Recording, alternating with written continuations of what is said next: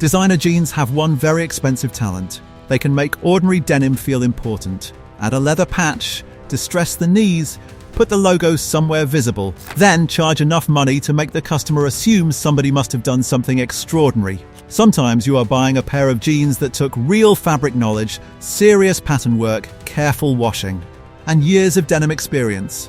And sometimes you are buying 5 pockets, 12 ounces of cotton, and a very successful marketing department. Good denim softens, fades, and becomes more personal. Bad designer denim simply becomes older.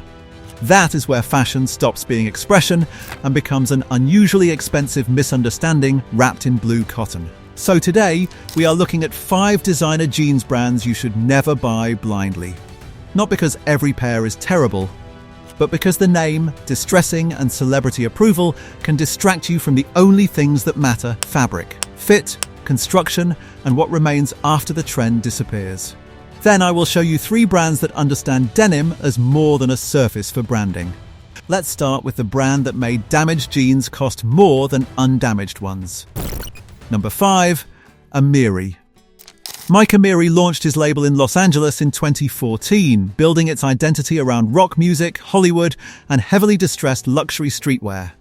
The look was immediate: skinny denim, ripped knees, paint marks, bandana details, jeans that appeared to have survived a motorcycle accident outside a recording studio. And Amiri became extremely good at selling that fantasy. The problem is that fantasy carries an extraordinary markup. You can easily spend 4 figures on jeans whose main visual feature is that large sections are already missing. But complexity is not automatically value. A chef can spend 6 hours burning your dinner. That does not make it fine dining. Amiri denim is often built around a highly specific silhouette and cultural moment. Very slim, very visible. When it stops working, the jeans do not become timeless. They become evidence. And because the design is already so aggressive, natural wear does not always improve it. It can simply push carefully manufactured damage into actual damage. If you love the exact Amiri aesthetic and money is irrelevant, enjoy it, but do not tell yourself you are paying primarily for superior denim. You are paying for Los Angeles rockstar mythology with a zipper. Number 4. Balmain. Balmain was founded in Paris in 1945 by Pierre Balmain, a couturier known for post-war elegance and opulence. But Pierre Balmain was not sitting in a denim mill developing the perfect 5-pocket jean. Modern Balmain menswear became famous for a much louder language, sharp shoulders, military details, gold hardware, and biker jeans with enough ribbing to qualify as protective equipment. And that created the central Balmain problem. You are buying a highly recognizable design that became so recognizable it was copied into visual exhaustion. The famous biker details can involve complicated panel work and construction. But they also lock the jeans into a specific era and attitude. A plain pair of quality jeans can become part of your wardrobe. Balmain biker jeans become the wardrobe. They enter the room before you do. And when a pair costs luxury money, the denim itself should be extraordinary enough to justify the price after the novelty fades. Often, the price makes more sense as fashion than as denim. Balmain can sell you a powerful silhouette. But if the most expensive feature is recognition, eventually recognition becomes repetition. Number 3. Dolce & Gabbana.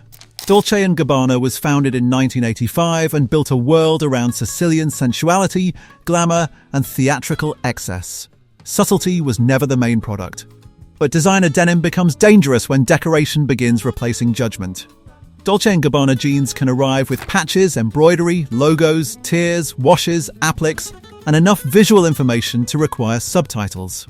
Others look as though the jeans lost an argument with a souvenir shop. But more work does not always produce a better result. A heavily embellished pair is harder to combine, harder to age naturally, and much more vulnerable to looking dated. The jeans stop functioning as a foundation and start demanding supporting actors. Now the shirt must calm them down. The shoes must avoid competing.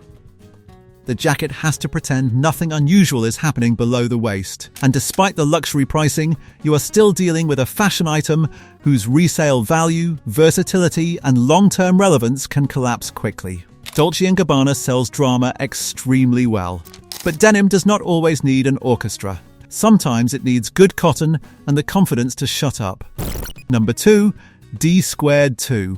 D2 was launched in the mid-1990s by Canadian twin brothers Dean and Dan Caton, mixing North American references with Italian production and runway energy.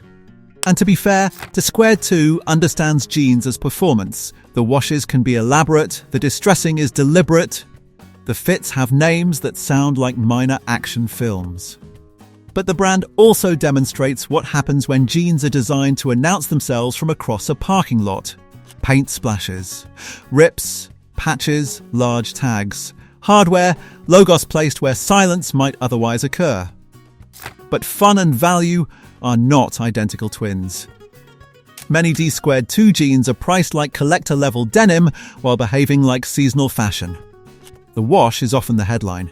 The branding is the supporting cast. The actual fabric becomes the stage they happen to stand on. And once you remove the theatre, you have to ask an uncomfortable question. Would this still be a remarkable pair of jeans without the paint, patches, and red tag? Sometimes yes. Too often, not enough. D2 helped make distressed luxury denim a category. It also helped make men pay extra for jeans that look pre-owned by a mechanic with excellent nightclub connections. Number 1. Philip Plein. Philip Plein began his business in the late 1990s, initially working with furniture before moving into fashion and building one of luxury's loudest identities. Skulls, crystals, studs, logos, more skulls in case the first skull lacked confidence. Philip Plein does not whisper, it arrives with lighting equipment. And that is exactly why its jeans are such a risky purchase. The price is often enormous, but the value proposition depends heavily on spectacle. You are not buying anonymity, subtle craftsmanship, or denim that reveals itself slowly. You are buying immediate recognition. The jeans want everyone in the room to know they are expensive. Heavy decoration also creates practical problems. Crystals detach, metal details scratch, printed finishes age unpredictably, extreme washes become exhausting. And because the design shouts so loudly, repeating the jeans can feel like repeating the same joke at every dinner. Philip Plein may be perfect for someone who wants maximum visual impact and has no interest in understatement. But if you care about versatility, aging, and cost per wear, the equation becomes brutal. A pair of jeans should develop character, it should not arrive with a full personality disorder. Now let's talk about 3 brands where the price is more closely connected to the denim. Number 3. APC. APC was founded in Paris in 1987 by Jean Touitou, and its early reputation grew around clean, understated clothing and raw denim. That matters because APC jeans begin with restraint. No theatrical repairs, no crystal skull, no artificial life story, just a lean silhouette, rigid denim, and the expectation that you will create the wear yourself.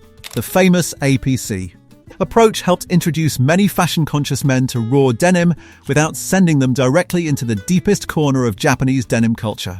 The jeans could be worn with a blazer, a sweatshirt, or a leather jacket without becoming the loudest object in the room. Some fits are unforgiving. The rise can feel low. And the denim is not the most technically spectacular available at the price. But APC understands a basic truth: your jeans should remember your life, not arrive pretending they already lived one. Number 2. Double RL. Ralph Lauren launched Double RL in 1993, naming it after the Colorado ranch he shares with his wife Ricky. The line draws heavily from American workwear, military clothing, Western wear, and carefully collected vintage pieces. That could easily become costume. But the best RRL denim works because the brand studies old clothing with unusual seriousness.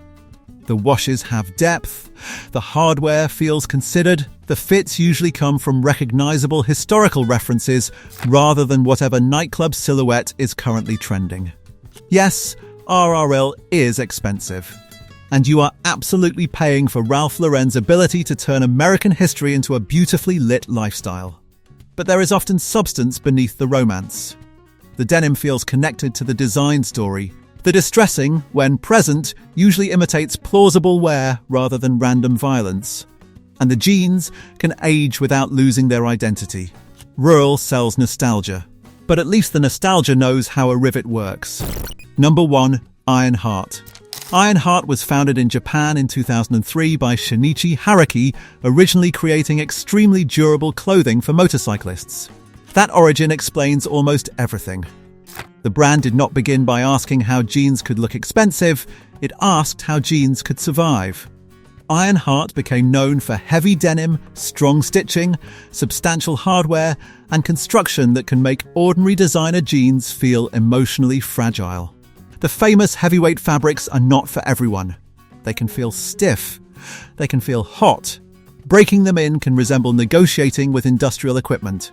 But the toughness is real. And beneath the weight, Ironheart understands pattern, fading, reinforcement, and the relationship between fabric and use. These jeans are designed to change slowly. The creases become yours. The fades appear where your body creates them. The garment records wear instead of manufacturing evidence of it. Ironheart is expensive, but expensive and overpriced are not the same thing. Here, much of the price is visible in the material, sewing, hardware, and durability. Not in a celebrity photograph of someone leaving a restaurant. Amiri sells rock star damage, Balmain sells recognition, Dolce & Gabbana sells theatre, D2 sells controlled chaos, Philip Plein sells volume. But none of those things automatically create better jeans. Ignore the logo. Ignore the distressing.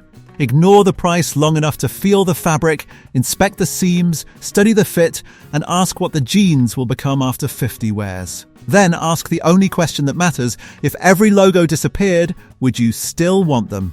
If not, leave them on the rack. Worth the label. Good denim earns its character. Bad denim invoices you for it.